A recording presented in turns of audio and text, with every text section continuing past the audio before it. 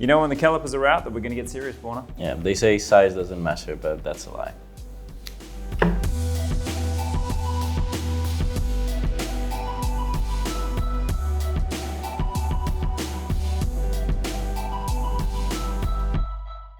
Hello, welcome to Time+Tide headquarters in Melbourne, Australia. Today we're talking about 40mm Panerai that changes its proportions. But before we do that, Borna. What are all of you wearing? Yes. Is it a Panerai? Is it something else? I don't know. Do I get to ask this? Or is that privilege only reserved for the founder himself? No, let's see. You can absolutely ask that question. What are you wearing today? Today we're sort of on brand here as we review this. We have been wearing these watches for some time.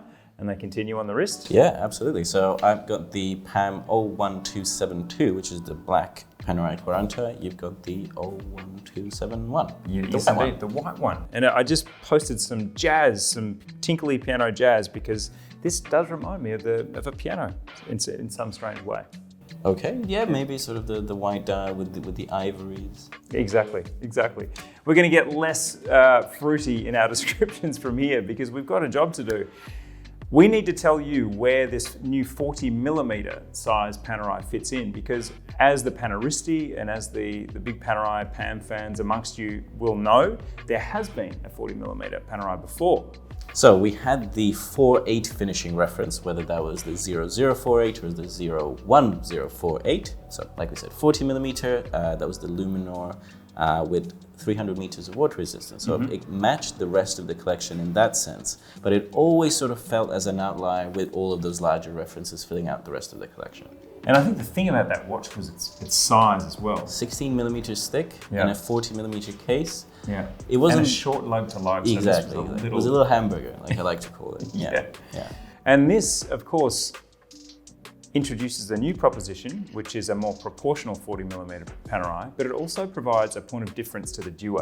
So the Due comes in a couple of years ago, well, probably 3 or 4 now, and it was at 38 and 42, and they were very slim. So this was, again, a purposeful reshaping of the Luminor, but it didn't have adequate water resistance for most people. Exactly. It came with a 30-meter water resistance, which, you know, for a Panerai, it just didn't cut it for too many people. Yeah. It came with, you know, colorful dials, sunburst, and all of these things, gold finishes as well. It was Panerai in their classic look, but, you know, glitzed up, which wasn't for everyone. So.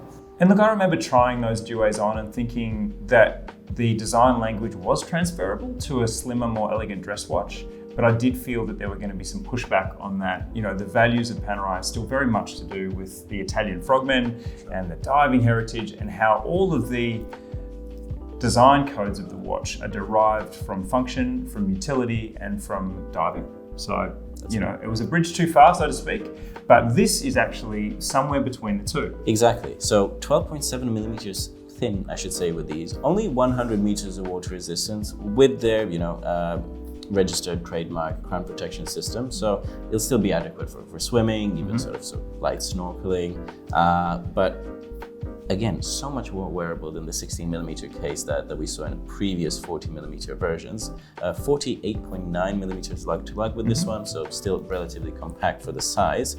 And when you do include that crown protection system, 45.6 millimeters, so it still has a lot of wrist presence, which you need in a Panerai.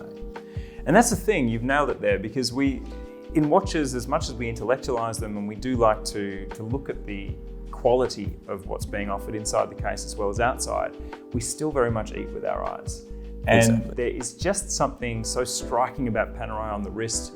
You never get more comments than when you're wearing a Panerai amongst non-watch people, because it stands out for being very much a, you know, unusual. It's so recognizable. It's a classic watch design without any sort of avant-garde thrown into there. It's instantly recognizable, and it works in this case. So I'm really glad that they chose to slim it down, size it down. Now, what's with the name, Borna? Because the Quaranta seems to be part of a new etymological push to make things simpler. Yeah, so we saw at this year's Watches and Wonders the 44. We did, My Italian pronunciation is not that great. It just sort of simplifies the understanding of their collection. Until now, with the 0048s, it was just a reference number that you had to know was in that particular size. And Maybe scrolling. this is Panerai acknowledging that the PAM system is wonderful for paneristi, but Absolutely. for me, I can't even remember the Absolutely. references of the two Panerais I own. Exactly. For the enthusiast, it works perfectly fine. They will remember all the numbers. They had some names, Black Seal and the logo and things like that. But this is Bronzo. exactly. But this is really diversifying it in a way that is simple to understand. You know the Quaranta will always be a 40. The Quaranta Quattro will always be a 44. And it will always be a Luminor because this right. is exclusively for Luminor as At least opposed to for the now. radio. For now. We'll see what happens. So, Borna, tell me about the specs. Alrighty, so in these we've got the P.900 movement, which is a renamed OP34 caliber that we've seen in some of their earlier models. It is the same one that features in the Luminor Dues, both the 38 and the 42mm sizes, so 72-hour power reserve. The OP34 was manufactured by manufacturer Valfleury, and it is now called an in-house movement by Panerai. So We have a closed caseback, so closed caseback, we'll take the word for it. we can't see it. But also an open caseback might compromise on the thickness, so I don't mind that they close it here at all. And for the rest of the sort of details that we have on these, we've got a 22mm lug width, and it's actually quite interesting. They use screws to fix the lugs because they do have their quick exchange system. So there's just a button on the back. You can quickly remove the strap. Can you demonstrate? So at the back here, just a simple press of a button, and that's it. Just comes undone like that. Elsewhere, we have that famous Panerai numeral font at 12 and 6. We have a sandwich dial.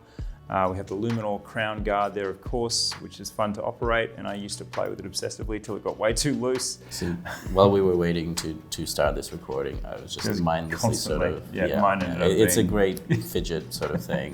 My fingers get fidgety. And in terms of the dials, we have a sunburst dial like the Due. This is a sort of a metallic blue dial. It's an even, very deep blue.